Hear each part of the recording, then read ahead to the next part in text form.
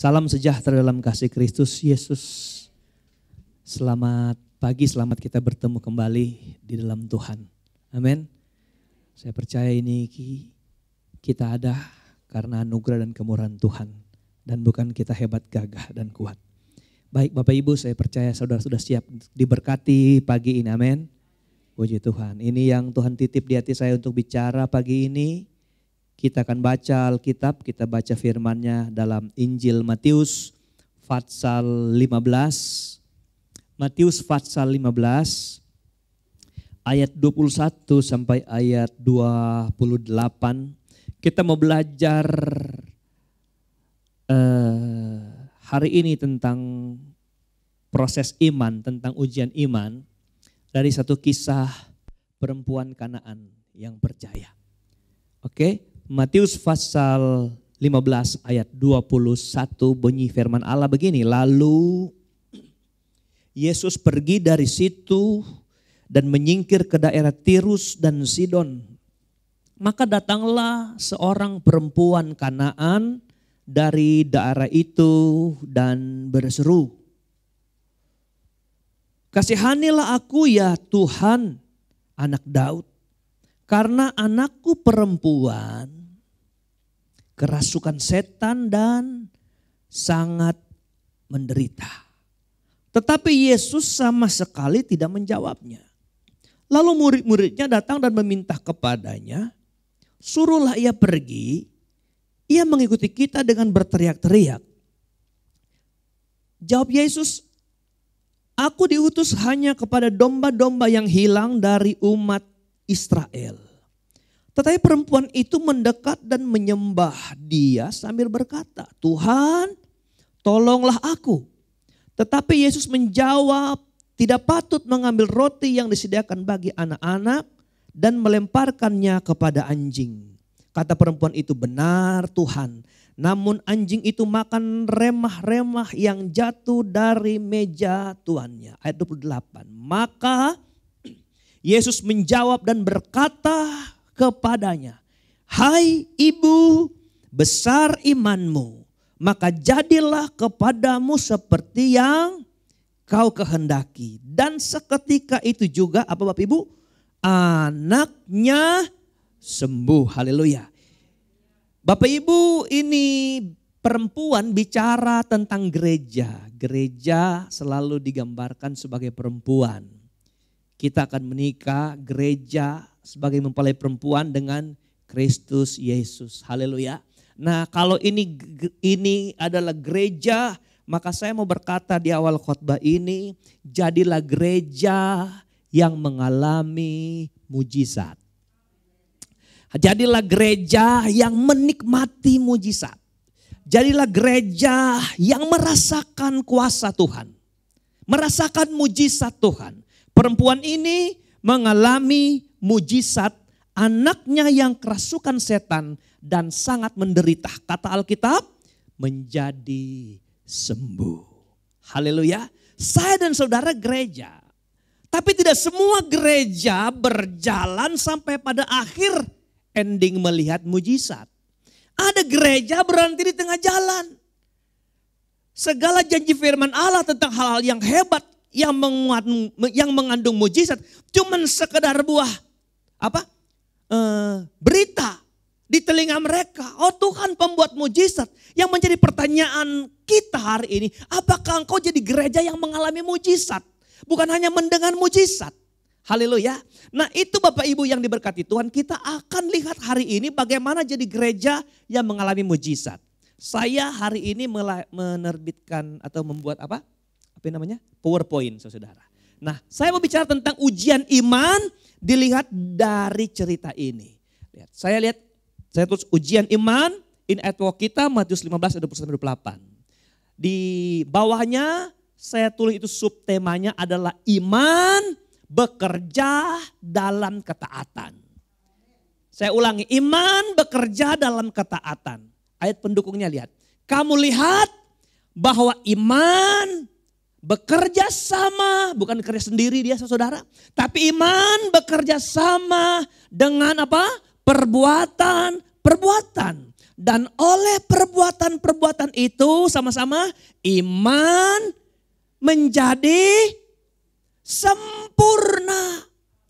Jadi iman ternyata Bapak Ibu Saudara memerlukan proses di mana proses ini kan berjalan sampai iman yang tadi nggak sempurna menjadi sempurna. Jadi bukan semua orang beriman lalu imannya menjadi sempurna atau imannya sempurna. Haleluya.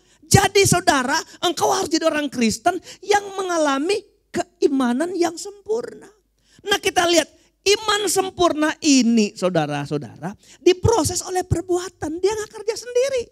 Dia bekerja dengan perbuatan-perbuatan. Apa itu perbuatan? Perbuatan itu sikap kita. Reaksi-reaksi kita terhadap apa? Terhadap tantangan iman itu sendiri.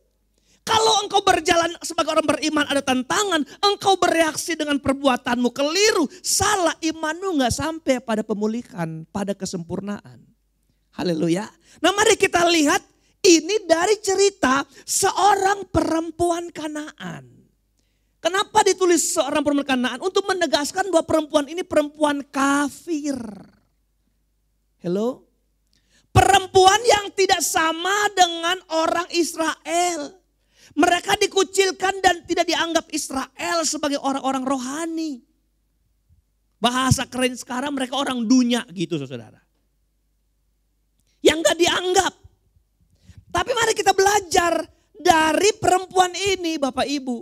Di mana dia berjalan sampai menemukan dan merasakan mujizat. Anaknya sembuh. Nah apakah perempuan ini ketika datang sama Yesus tiba-tiba langsung alamin mujizat? Tidak. Imannya diuji. Akan dilihat perbuatan-perbuatan imannya. Akan dilihat apakah betul sesuai. Haleluya. Amin. Nah kita nih gereja Bapak Ibu. Saya dan saudara itu gereja Tuhan. Ada ujian-ujian iman yang membuat kita saudara akan melihat mujizat. Karena iman kalau nggak sempurna nggak melahirkan mujizat. Haleluya. Nah makanya jangan gagal dalam perbuatan iman. Amin saudara. Nah kita mau lihat dalam cerita ini ujian-ujian apa yang dialami perempuan itu. Apakah gampang atau sukar? Oke. Ke slide berikut. Oke. Ujian iman. Namanya ujian itu pasti tidaklah menyenangkan dan tidak mudah. Benar saudara? Ujian selalu pasti berat. Kalau belum berat belum ujian namanya. Haleluya. Sama dengan orang berkorban. Kalau engkau memberi tanpa rasa korban, engkau belum berkorban. Sampai sakit saudara. Ujian pasti berat, ujian pasti tidak enak. Secara sekuler, ujian-ujian yang dilaksanakan berguna untuk mengukur tingkat IQ atau kecerdasan kita. Benar saudara? Jadi ujian perlu untuk melihat pintar kagak kita nih. Setahun di kelas, kita pintar gak pintar dilakukan ujian. Itu alat ukur kecerdasan. Dan bahkan sebagai syarat mutlak sebelum kita naik ke tingkat pendidikan yang lebih tinggi. Atau naik kelas. Amin saudara. Kamu mau naik kelas harus lewatin apa yang namanya ujian. Mau pindah ke perguruan tinggi harus ujian. Ujian yang menjadi alat ukur pindah atau tidak pindah. Haleluya itu sekuler. Next. Lihat ini. Secara rohani apa ujian itu? Ujian begini, secara rohani sebagai orang Kristen kita harus mengalami ujian iman untuk mendapatkan hasil yang memuaskan dari setiap ujian. Kalau engkau mau lihat kualitas iman saudara harus proses ujian. Amin. Kalau engkau puas, ujian dulu. Kalau engkau nggak bisa, engkau juga nggak puas karena ujian yang menunjukkan itu. Amin. Engkau dapat nilai 9 atau 4 ujian. Amin. Ujian. Oke. Yaitu apa? Kalau yang memuaskan dalam ujian kita yang kita mesti kejar. Itu iman kita harus bertambah. Dari segi ukurannya besar, kekuatannya kuat, teguh, kokoh, tidak goyah. Amin. Jadi ujian itu diizinkan Tuhan untuk kita temukan. Saya ini kokoh tidak nih? Saya lembek enggak? Saya kerupuk enggak? Kena angin lembek. Kena air. Atau kita nih baja saudara. Oh baja saudara. Haleluya. Tegar. Waduh luar biasa. Apa yang menjadi alat ukur kita tegar atau kita lembek? Ujian. Nah untuk itu kita harus bersikap yang benar. Perbuatan-perbuatan kita harus benar terhadap ujian-ujian itu. Haleluya. Kalau salah iman kita nggak digiring pada kesempurnaan. Mudah-mudahan saudara paham sampai hari ini. Kalau engkau dapat ujian, sikap kita benar. Perbuatan-perbuatan kita benar, reaksi-reaksi kita benar. Supaya kita dapat melihat ujian kita diubah menjadi sampai benar. Berikut. Oke. Ujian apa yang dialami perempuan ini? Nah, kita belajar. Ujian yang pertama yang dialami perempuan ini ayat 23 berkata, saudara, ayat 23, Yesus sama sekali tidak menjawabnya. Jadi perempuan ini datang karena ada persoalan. Haleluya. Perempuan ini datang karena ada masalah. Apa masalahnya? Anak perempuannya kerasukan setan dan dia menderita. Wah. Dia datang sama Tuhan. Dia keluhkan itu. Tapi Alkitab berkata Yesus sama sekali tidak menjawabnya. Dengar-dengar tapi jawab tidak. Haleluya. Pertanyaan saya sampai di mana perasaan Tuhan melihat wanita ini?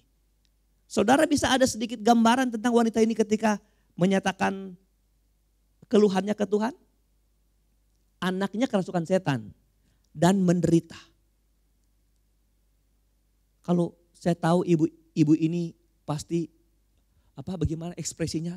Tuhan memelah sekali. Mengeluh sekali, bahkan sampai menangis. Anak saya kerasukan setan. Gitu saudara, bukan Tuhan. Anak saya kerasukan setan loh, menderita. Enggak, wanita ini, wanita. Hei, kemarin ada ibu nelpon saya. Om, dia mau kasih tahu anaknya sakit. Om, ya kenapa?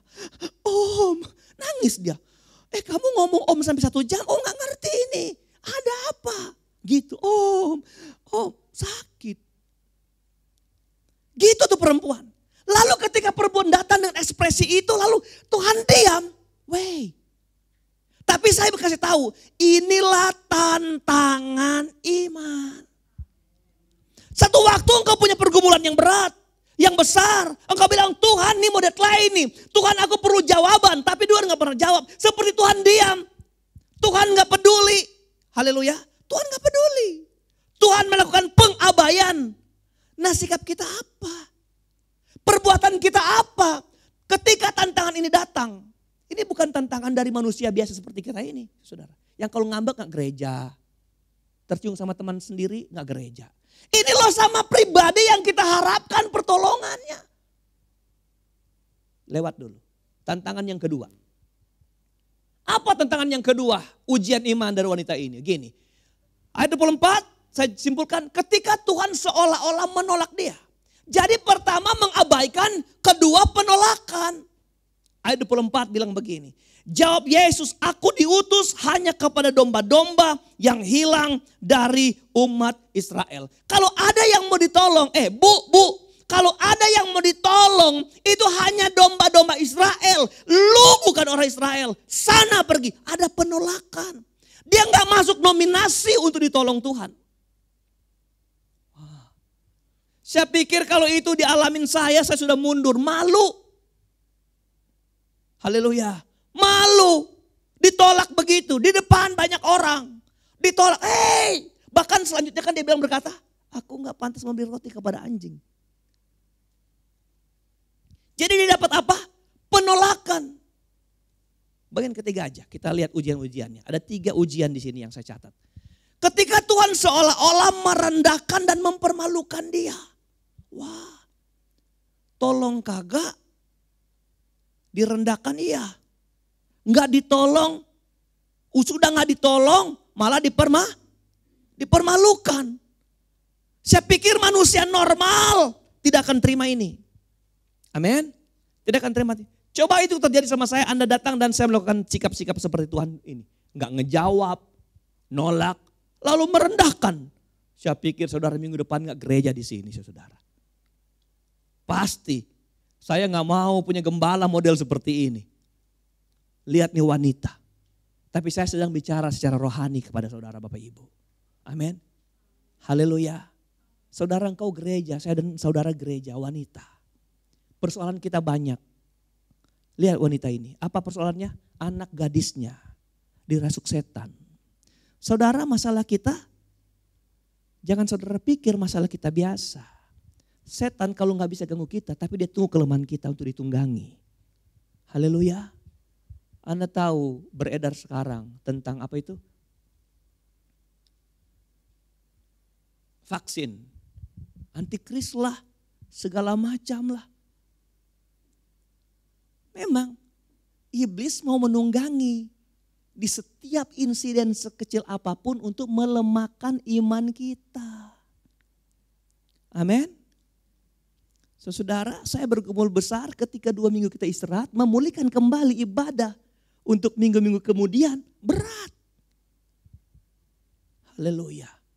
Tapi saya mau kasih tahu, di corona ini seperti saya pernah WA di grup jemaat, ini masa penampian kita. Yang gereja karena aman, karena nyaman, senang, lalu kemudian dapat tantangan, undur, itulah kualitas iman kita. Haleluya. Karena hanya tantangan yang memberikan bukti kita ini hebat atau tidak. Berkualitas atau tidak. Amin. Wah, ini zaman baru, musim baru, gereja dengan formula baru. Saya pikir akan ada banyak hal-hal baru dan orang-orang yang kerdil imannya akan luntur di setiap tantangan-tantangan berat dan besar. Haleluya. Lihat wanita ini. Tantangannya besar. Ditolak, diabaikan, dihina saudara. Tapi kenapa perempuan ini menerima mujizat? Kenapa dia ditolong? Ini yang kita mesti belajar. Berikut. Haleluya. Bapak Ibu, sikap apa yang telah ditunjukkan oleh wanita ini ketika dia menghadapi tantangan yang besar? Saya baca dulu ayat 25. Ketika Tuhan bilang hanya kepada domba-domba dan bukan Israel. Perempuan itu mendekat dan menyembah dia sambil berkata, Tuhan tolonglah aku. Sebelum kita ke sini, saya baca ini ayat firman Allah. Jadi ketika Tuhan bilang kamu gak masuk nominasi dalam proses pertolongan ini. Kamu bukan domba Israel. Kamu gak masuk. Ini bukan kelas kamu. Tapi itu Alkitab berkata. Perempuan itu semakin mendekat. Menyembah Tuhan. Dan bilang tolonglah aku. Saya mau katakan siapa yang sakit di sini? Hei, siapa yang sakit? Anak. Siapa yang kerasukan setan? Anaknya. Siapa yang menderita? Anaknya. Tapi dia berdoa apa gimana? Tuhan tolonglah aku. Menurut otak saya bodoh ini. Tuhan harus tolonglah anakku gitu kan. Tapi dia bilang Tuhan tolonglah aku. Saudara, anak ini bagian dari kehidupan perempuan ini. Jadi kalau anaknya menderita sebenarnya dia juga ikut menderita. Dengar baik. Selalu proses pertolongan Tuhan harus dimulai dari kita yang datang minta pertolongan. Tuhan akan tolong anak kita kalau Tuhan lihat iman kita. Jadi jangan bilang Tuhan anak saya setia. Kita enggak setia, enggak. Kita yang minta tolong sama Tuhan. Tuhan bilang engkau harus mempertanggungjawabkan iman saudara. Makanya wanita ini bilang Tuhan tolonglah aku. Saudara dengar baik, mungkin kau punya masalah di bisnismu, di usahamu, masalah di studimu. Tapi kau bilang Tuhan tolonglah aku, maka masalah di studimu Tuhan bereskan. Kapan Tuhan bisa tolong proses masalah dalam bisnismu? Karena Tuhan lihat engkau. Berani gak engkau bilang sama Tuhan ketika engkau berdoa, Tuhan lihat hatiku. Lihat hati saya. Makanya lagu bilang, selidiki aku. Ketika Tuhan lihat hidup kita beres, semua yang menyangkut hidup kita dibereskan Tuhan. Haleluya. Semua yang menyangkut anak kita, suami kita, orang tua kita, bisnis, kerja kita, studi kita. Tuhan bereskan. Kalau dimulai dari kita. Makanya perempuan ini benar. Tolong aku, lihat aku Tuhan. Aku memerlukan itu. Dan apa yang Tuhan mau lihat dari dia? Keteguhan imannya. Baru Tuhan bisa tolong. Saya baca ayat 26. Yesus menjawab, tidak patut mengambil roti yang disediakan bagi anak-anak dan melemparkannya kepada anjing. Kata perempuan itu benar Tuhan, namun anjing itu makan remah-remah jatuh dari meja tuannya. Ini proses besar, berat. Tapi kita kembali. 3 hal dari tantangan ini, 3 sikap yang kita temukan. Mana yang tadi?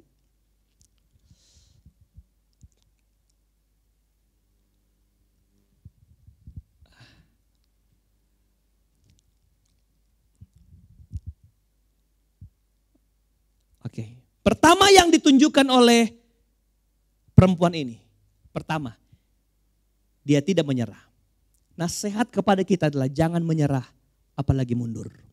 Kalau engkau menghadapi pengabaian, menemukan pengabaian, engkau datang seperti Tuhan gak dengar, jangan pernah menyerah.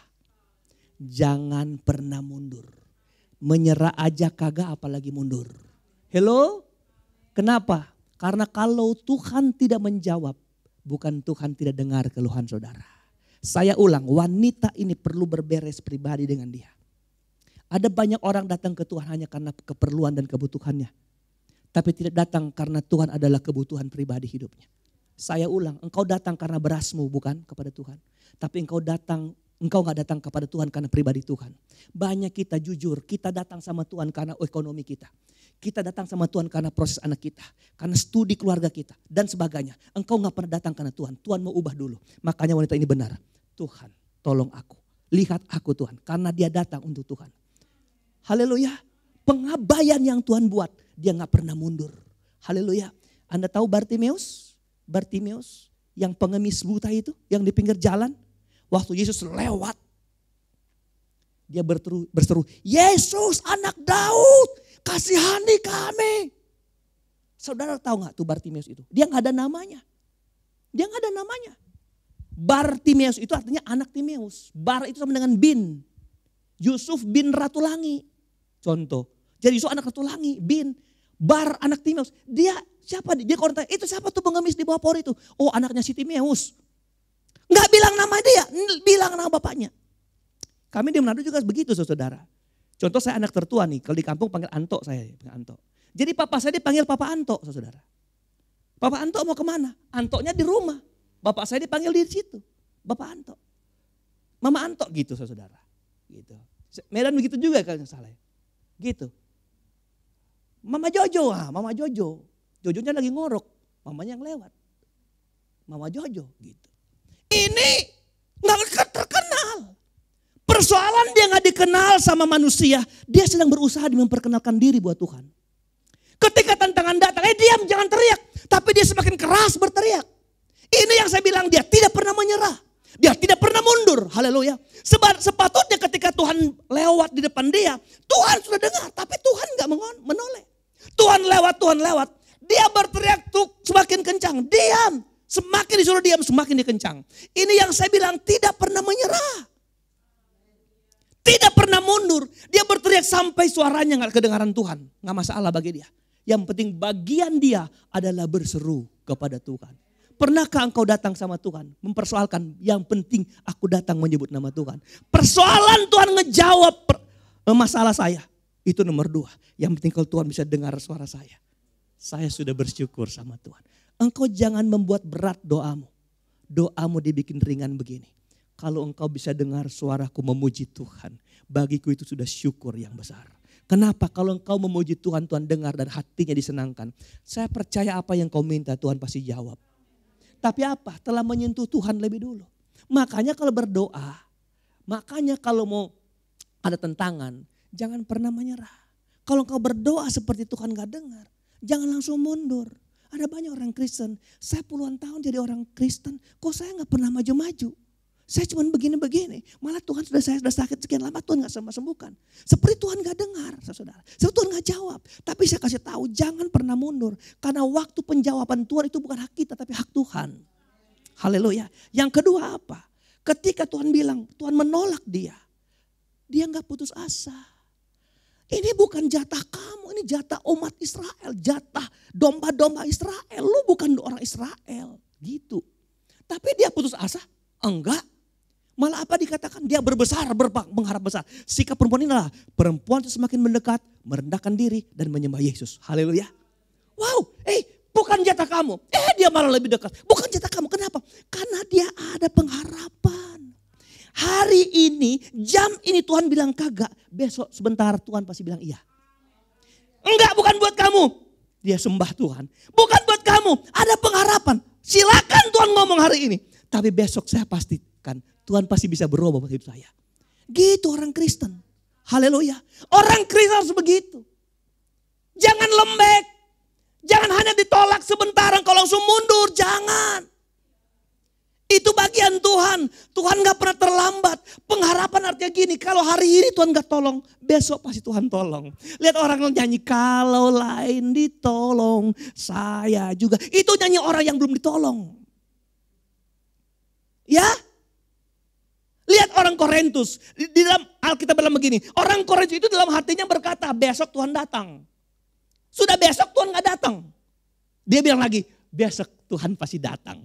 Sudah besok Tuhan gak datang lagi. Sudah 1 tahun gak datang. 2 tahun, 20 tahun, 50 tahun. Dia sudah mati, Tuhan belum datang. Tapi tahu gak dia mati dalam hal apa? Dalam pengharapan Tuhan akan datang. Kalau Tuhan datang besok kan kita gak takut. Takut berbuat dosa hari ini kan? Benar gak saudara?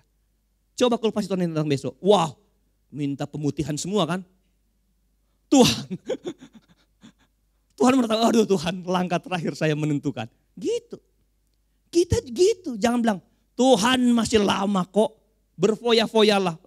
Saudara, Tuhan datang seperti pencuri, amin. Jadi dan jangan putus asa, membangun pengharapan yang besar karena Tuhan tidak pernah terlambat. Tuhan datang sama Maria dan Marta. Orang kasih tahu di rumah, Marta, Tuhan datang. Marta keluar rumah, dia lari. Dia datang sama Tuhan, dia peluk kakinya. Tuhan, kalau engkau ada 4 hari lalu di sini, Lazarus abangku gak mati. Lihat tuh konsep manusia. Marta gak salah dalam kapasitas sebagai manusia. Kalau Tuhan datang 4 hari lalu, karena 4 hari lalu Lazarus masih sakit, belum mati. Di konsep Marta adalah kalau mati habis perkara. Betul? Habis perkara. Jadi Tuhan terlambat. Ketika abang saya mati, saudara laki-laki saya mati, berarti asa saya habis. Pengharapan saya tentang abang saya hidup tidak ada. Manusia. Saudara, selama kita bilang kalau kita mundur ketika Tuhan tidak peduli sama kita sama dengan Marta. Yang mengukur semua dalam kapasitas kualitas manusiawi. Makanya Tuhan bilang, engkau akan melihat mujizat. Saudaramu akan dibangkitkan. Dia bilang apa? Betul. Dia akan dibangkitkan pada hari di mana orang-orang percaya dibangkitkan. Bukan kata Tuhan. Bukan engkau akan lihat dibangkitkan. Karena bagi Allah tidak ada perkara yang mustahil.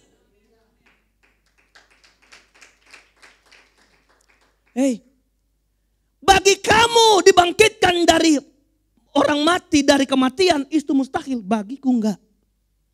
Saya tanya, engkau sedang mengiring siapa hari-hari ini?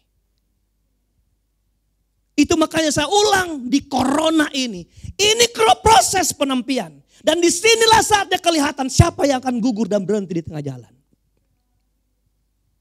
Haleluya. Amin. Kemarin saya bertemu seseorang. Kami ada urusan sedikit, gereja kami di Banten, ya kami akan dapat berkat, tapi ketemu orangnya dulu. Gereja, Kristen.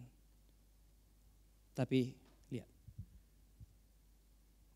kekristenannya suam-suam sekali. Nggak ada gairah.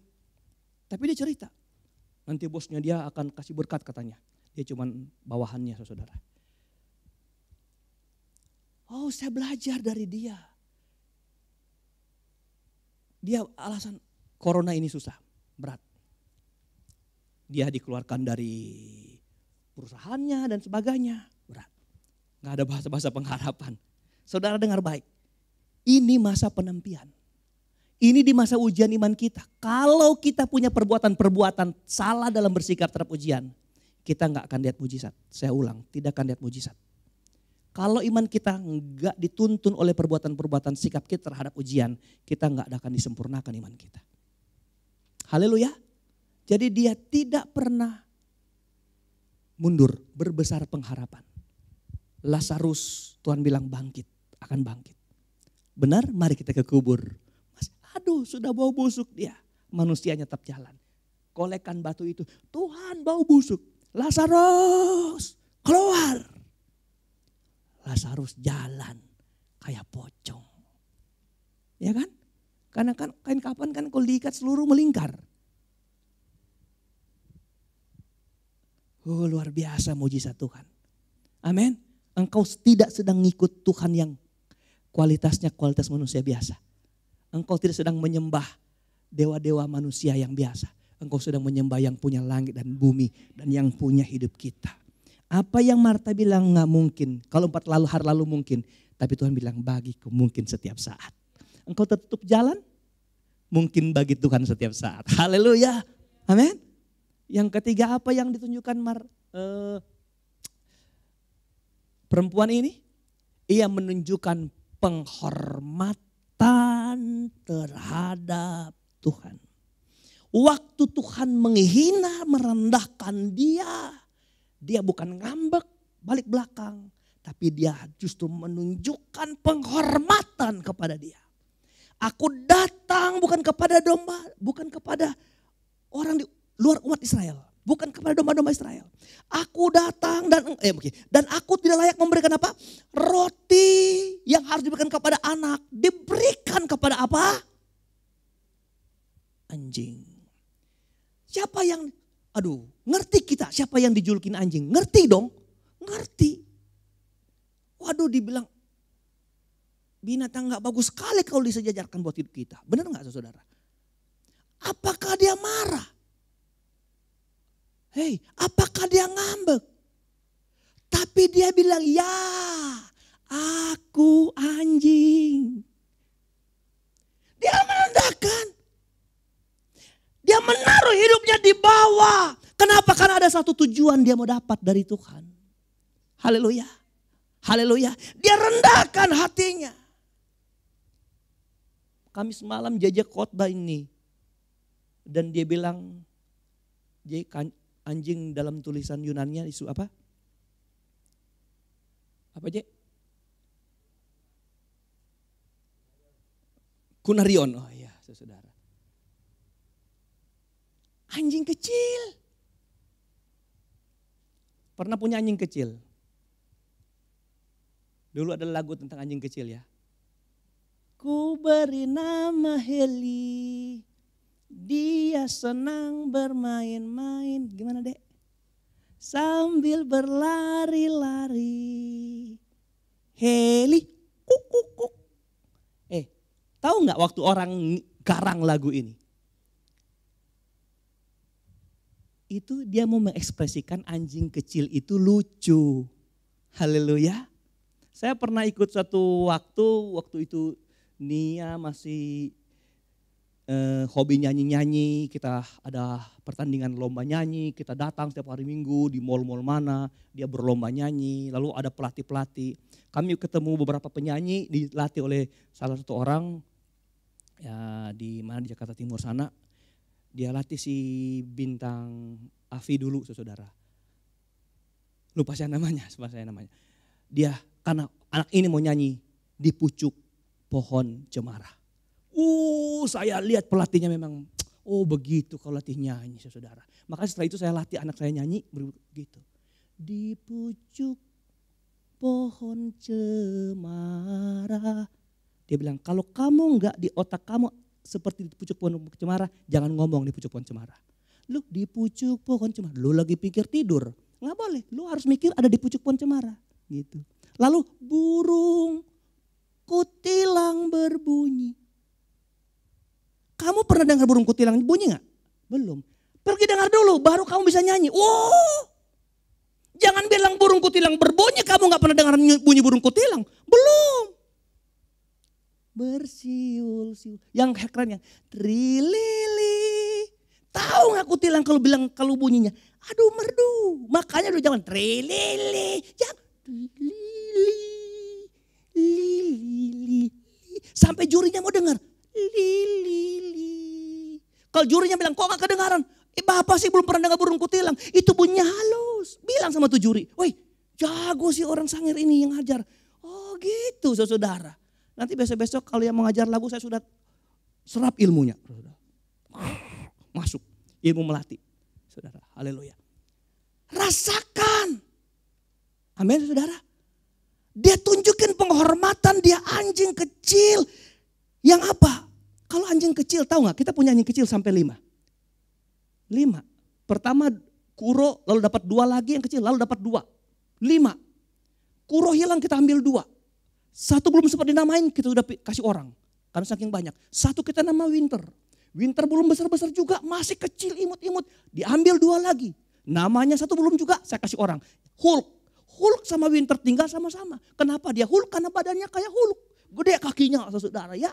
Tapi kemarin ada anak kecil nangis-nangis. Aku mau anjing Noah. Aduh kasihan juga. Sekalipun dia kesayangan kita. Udah ambil.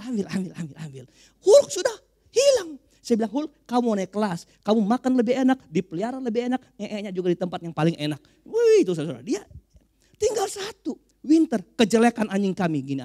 Kalau kami lepas. Dia gigit. Segala macam sampah bawa ke sini. Sampah. Ada puntung rokok. Ada bekas makanan orang kan di sebelah ada tukang-tukang makan. Habis makan tuh nasi bungkus dibuang. Ini dibawa. Waduh bayangin saudara. Istri saya itu harusnya dia kalem tenang gara-gara anjing. Aduh gitu saudara. Nah dia bawa tisu orang saudara. Dia bawa ke situ. Gimana caranya? Ada orang bilang gini Pak kalau dia mau lurus mau ngerti. Waktu dia ngegigit itu tisu. Ngegigit itu apa namanya? Masker saudara, kasih di depan mata dia, tempeleng dia. Jangan nih, kasih di mulut. Pak, saya bilang kalau urusan tempeleng saya jagonya dari dulu. Nah, saya kasih dia bawa tisu. Sini kamu Winter, sini. Anak, papa jangan pukul kencang. Jangan sini. Udah teriak saudara. Saya ikutin, jangan gigit ini saudara. Takut dia saudara. Benar yang terjadi apa? Setelah besok hari dia bawa 6 lagi saudara ke sini. Saya hajar dia. Tapi kalau saya panggil dia Winter. Senang. Coba angkat tangan gini. Dia angkat tangan. Shalom Winter, shalom. Kalau Anda belum pernah belajar shalom, belajar sama anjing kita. Shalom. Cuman kalau siapa yang mau juga saya kasih. Saudara. Artinya ini anjing kecil ini sama tuannya ditempeleng. Dia masih sayang, itu anjing kecil. Anjing kecil gak suka ngegigit. Coba anjing gede, tempeleng dia gigit saudara. Hei, saya anjing gak berdaya Tuhan. Lalu dia bilang apa? Sekalipun aku gak makan roti, aku dapat remah-remah aja dari meja Tuhan. Remah itu sisa makanan. Seharusnya gini, sisa makanan lebih jelas itu remah itu sisa makanan di atas meja. Orang kalau makan lalu tumpah-tumpah, itu sisa makanan diambil tuh remah saudara. Dibuang. Itu makanan dia. Saya mau mengatakan dia menunjukkan penghormatan kepada Tuhan. Tuhan tuh hebat dan luar biasa. Haleluya. Dia menempatkan diri lebih di bawah untuk menghormati Tuhan. Bagi dia apa? Bapak Ibu dengar. Bagi dia remah saja sudah cukup untuk mengalami mujizat. Apalagi roti. Haleluya. Gak apa-apa Tuhan, remah saja, gak apa-apa, remah-remahnya saja. Tuhan bagi saya cukup menyembuhkan anak saya. Tuhan terengah-engah kaget. Luar biasa ini iman ibu ini. Saya gak peduli dia tetap bertahan. Saya tolak dia tetap berpengharapan. Saya kucilkan dia. Dia bilang gak apa-apa, saya memang dikucilkan, terkucil. Tapi aku butuh remah dari Tuhan. Dia bertahan. Kalau engkau menderita ngiring Tuhan, saya bilang sebenarnya engkau gak menderita. Itu karena sikap-sikap kita terhadap ujian iman kita keliru bersikap. Kita cepat mundur, cepat ngambil langkah 1000, cepat balik belakang, cepat untuk semua itu. Kita gak bertahan melihat mujizat Tuhan. Tinggal selangkah Tuhan bilang engkau akan ngalamin remah-remah Tuhan hidup kita. Gak perlu yang besar. Haleluya. Tuhan mengajar kita dari yang kecil. Bapa kami di surga, berikanlah kami makanan kami yang secukupnya. Bukan berikanlah kami makanan yang 7 tahun makan. Gak ada. Secukupnya, kekristenan itu secukupnya dulu. Haleluya. Kenapa waktu engkau sibuk peduli peduli menaruh hatimu dengan Tuhan. Gak apa-apa Tuhan, saya dapat tantangan. Saya dikucilkan, saya ditolak, saya diabaikan.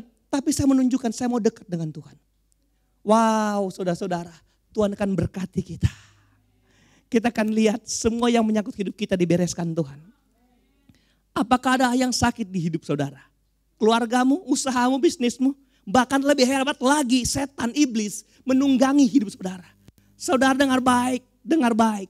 Sekarang akhir zaman setan bekerja berkali-kali lipat dari pekerjaan yang dulu. Sama seperti kuasa Roh Kudus bekerja berlipat ganda sekarang ini. Setan gak pernah diam. Setan membuyarkan iman kita. Setan gak perlu kelihatan kita dibuat kelihatan sangat bertentangan dengan Tuhan. Kita pindah rel sebelah saja saudara. Kita pasti tersesat. Gak pernah ketemu di ujung.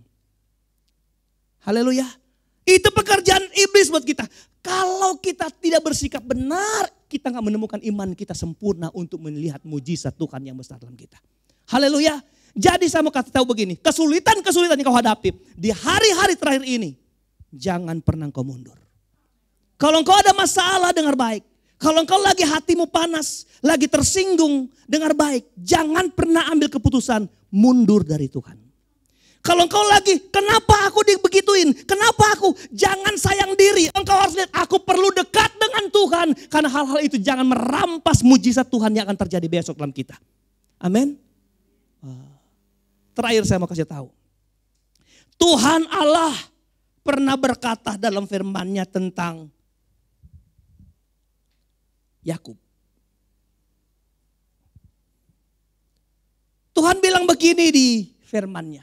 Bagaimana aku tidak terkenang-kenang akan dia. Mau dikenang Tuhan? Bagaimana aku tidak selalu ingat dia, aduh ingat, mau tidur ingat dia, mau makan ingat dia. Ya, kayak lagu dulu ya. Mau tidur ingat dia, mau jalan ingat dia. Bagaimana aku terkenang-kenang. Yakub ini spesial di mata Tuhan. Dia di luar rata-rata orang biasa, di luar. Di luar rata-rata orang biasa. Saya baca Alkitab itu butuh ini. Bagaimana kau terkenang-kenang dia? Karena setiap kali aku menghajar dia. Itu dia. Setiap kali aku hajar dia. Dia bilang, inilah punggungku, sandaran cemetimu. Ngerti gak saudara? Ngerti. Jadilah pribadi yang dikenang Tuhan. Kalau engkau rasa ada persoalan kau mundur, jangan pernah bermimpi kau dikenang Tuhan. Dia yang sendiri yang rasa Tuhan izinkan di persoalan. Tuhan seperti memukul mencemoti dia. Dia bukan lari. Seperti kita mukul anak kita lari kan. Kejar keliling-keliling meja. Sini. Tapi enggak. Oh Tuhan mau pukul di mana Tuhan? Halo? Ini punggungku, tempat sandaran cemetimu. Dia belajar memberi penghormatan yang tinggi kepada Tuhannya. Bahwa Tuhan tidak pernah salah dalam setiap penderitaan hidupnya. Saudara, Tuhan tidak pernah salah dalam setiap situasi dan kondisi hari-hari ini. Tuhan gak pernah disalahkan dalam pandemik ini, gak bisa. Karena setiap kejadian di dunia ini tidak pernah Tuhan tidak tahu. Semua Tuhan tahu, semua Tuhan izinkan terjadi. Dan tidak pernah ada yang Tuhan izinkan terjadi. Tidak tanpa alasan Tuhan. Haleluya. Tanpa alasan Tuhan. Semua Tuhan punya alasan. Semua Tuhan punya tujuan. Untuk apa? Menguji iman kita. Siapa yang cuman topeng. Siapa yang cuman aspal. Dan siapa yang cuman abu-abu. Hari-hari ini jangan abu-abu dan jangan aspal. Tunjukin panas atau dingin. Jangan suam. Dan saya percaya mujizat Tuhan pasti terjadi. Mari kita bangkit berdiri. Mari pemain musik datang ke depan. Kita nyanyikan satu pujian yang berkata, selidiki aku Tuhan. Lihat hatiku apakah aku sungguh-sungguh mengasihimu. Saudara pulang dari gereja ini. Katakan sama hidup saudara. Persoalanku belum pernah berhenti. Kalau ini merupakan ujian Tuhan atas hidup saya. Buat saya jadi pemenang dari ujian ini. Haleluya. Tuhan pasti baik dalam kehidupan kita. Amin. Tuhan pasti setia menyertai langkah-langkah kita. Jangan kecewa sekalipun mungkin kau merasa hidupmu terpuruk. Karena Tuhan tahu bagaimana menolong orang percaya. Ada isu berkembang bahwa ketika orang disuntik di vaksin, orang itu dimasukkan chip. Kalau kemasukan chip itu akan mengontrol seseorang dan dia akan dibawa untuk menjadi pengikut antikris. Saudara, orang jadi antikris bukan dipengaruhi oleh satu alat atau benda, tapi ketika hatinya berubah kepada Tuhan. Selama kita menyatu dengan Tuhan, tidak ada satu unsur di dunia ini yang mengubah hati kita yang melekat dengan Tuhan. Berpindah hanya percuma saja. Masa saya setia sama Tuhan hanya kemasukan suntikan, saya berubah hanya karena ada alat di dalam. Pada itu pun omong kosong. Dengar baik, kalau ada penderitaan terjadi di dunia ini, kaduin semakin tua. Alkitab berkata, Tuhan tahu bagaimana meluputkan anak-anaknya dari mata ular, dari kesengsaraan, dari aniaya, dari persoalan apapun. Itu sebabnya jangan mundur, tetap berpengharapan kepada Tuhan. Karena Tuhan menyiapkan besok mujizat bagi hidup kita. Terima kasih Tuhan. Terima kasih. Selidiki aku, lihat hatiku. Apakah ku sungguh Tuhan, sungguh mengasihimu. Yesus, kau yang maha tahu dan menilai hidupku. Tak ada yang tersembunyi bagi. Selidiki aku Tuhan, selidiki aku. Lihat hatiku, Yesus Tuhan. Apakah ku sungguh mengasihimu, Yesus, kau yang maha tahu dan menilai hidupku. Tak ada yang tersembunyi bagimu. Telah kulihat. Apa yang kita lihat? Kebaikan Tuhan yang tak pernah habis di hidup kita. Tuhan tetap baik ketika hidup kita pun mengalami persoalan. Tuhan tidak pernah salah dalam setiap pengalaman penghidupan kita yang pahit sekalipun. Jesus, kami tidak pernah berubah. Kami akan tetap setia. Telah kulihat kebaikan-Mu yang tak pernah habis Tuhan. Oh, di hidupku ku berjuang sampai akhirnya kau dapati aku tetap setia. Adakah persoalan yang begitu berat di hidup saudara? Masalah, penyakit, hubungan-hubungan sosialmu yang terganggu, ataukah pekerjaanmu, bisnismu, usahamu? Sudahkah engkau mendoakannya itu berulang-ulang di hadapan Tuhan dan mungkin belum pernah terjawab atau belum selesai sampai hari ini? Pertanyaannya adalah, apakah engkau mau mundur? Engkau harus dapati dirimu seperti kata perempuan ini, tolonglah aku. Lihat aku Tuhan. Kalaupun anakku yang sakit, lihat aku Tuhan. Ini aku Tuhan. Lihat imanku Tuhan kepadamu. Saudara, Tuhan akan pulihkan semua yang menyangkut hidupmu ketika hidupmu sendiri berpadanan dengan Tuhan. Apapun persoalan saudara, yang kemudian itu seperti terabaikan oleh Tuhan, jangan pernah mundur. Maju terus dalam Tuhan. Tuhan memberkati kita semua. Ada yang mendoakan secara pribadi, secara khusus datang ke depan. Yang bawa milik Tuhan mulai didoakan, mau doakan datang ke depan dengan iman. Percayalah bahwa Tuhan memberkati engkau di sekarang dan sampai selama-lamanya.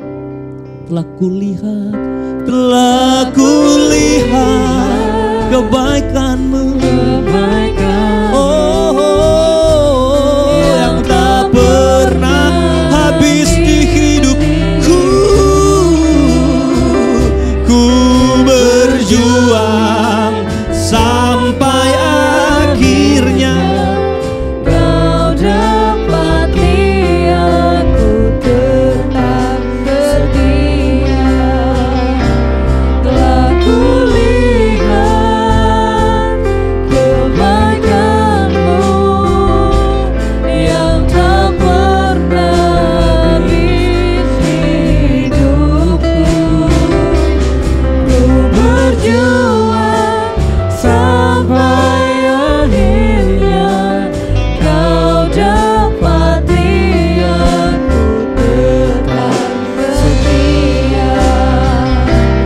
Telah kulihat kebaikan-Mu yang tak pernah habis di hidupku. Berjuang sampai akhirnya. Kau dapati aku tetap setia. Telah kulihat kebaikan Tuhan yang besar, yang ajaib, yang luar biasa, merupakan mujizat bagi kita. Itu gak pernah habis-habis di hidup ini. Ku berjuang sampai akhirnya. Kau dapati aku tetap setia. Ku berjuang sampai akhirnya. Engkau pasti dapati. Kami akan tetap setia. Lai katakan, ku berjuang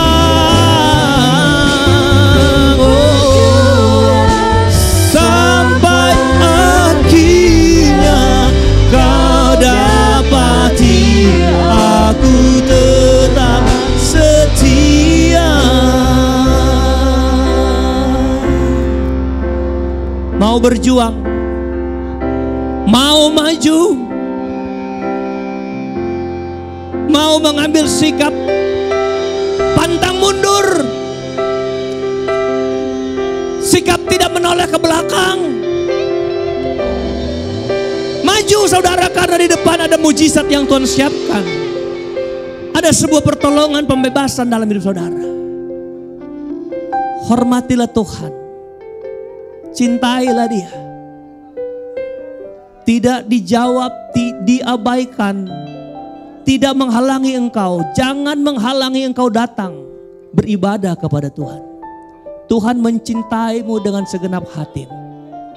Jangan sampai terlambat berkat-berkat ini jatuh ke tangan orang lain yang harusnya kita sama-sama menikmati hari ini.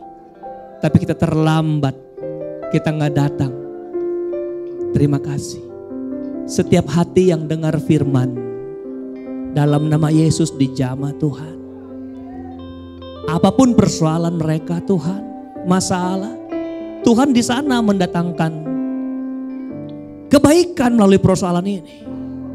Ketika persoalan ini dijadikan ujian, maka yang terjadi adalah iman jemaatmu akan kuat di dalam Tuhan.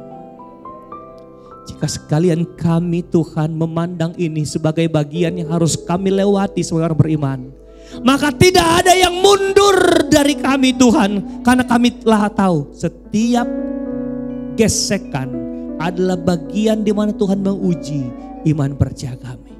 Tuhan tolong kami, biar kami boleh melihat keajaiban-keajaiban selamanya. Masalah yang kami hadapi, di dalam nama Yesus Tuhan bereskan. Apapun itu Tuhan persoalannya, dalam nama Yesus Tuhan selesaikan.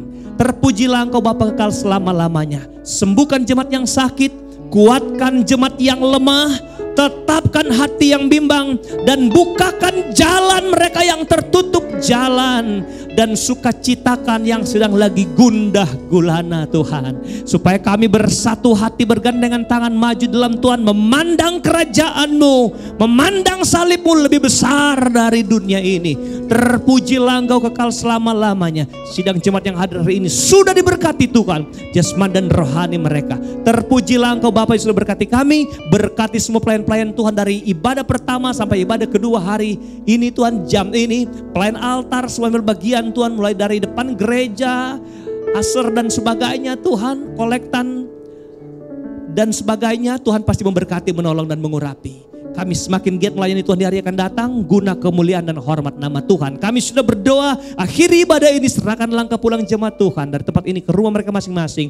Jalan kaki berkendaraan Tuhan sama menolong mereka. Di dalam nama Yesus Kristus Tuhan Juru Selamat kami sudah berdoa dan akhiri ibadah kami. Akhirnya Tuhan, kami mengangkat hati dan tangan kami di hadapan Tuhan. Dengan iman, terimalah berkat-berkat, anugerah, damai sejahtera, kasih sayang, sukacita, penghiburan, kekuatan, serta urapan yang dari Allah Bapa, Putra dan Roh Kudus di dalam kasih karunia Tuhan Yesus Kristus terus menjadi bagian kita yang setia, yang taat sampai hari Tuhan Yesus datang kembali. Maranatha, haleluya, haleluya.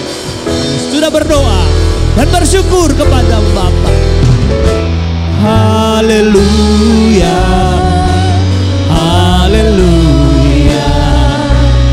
Terpujilah namamu, segala puji dan hormat, kemuliaan dan kuasa bagi Dia selamanya, bagi Dia selamanya, bagi Dia selama-lamanya.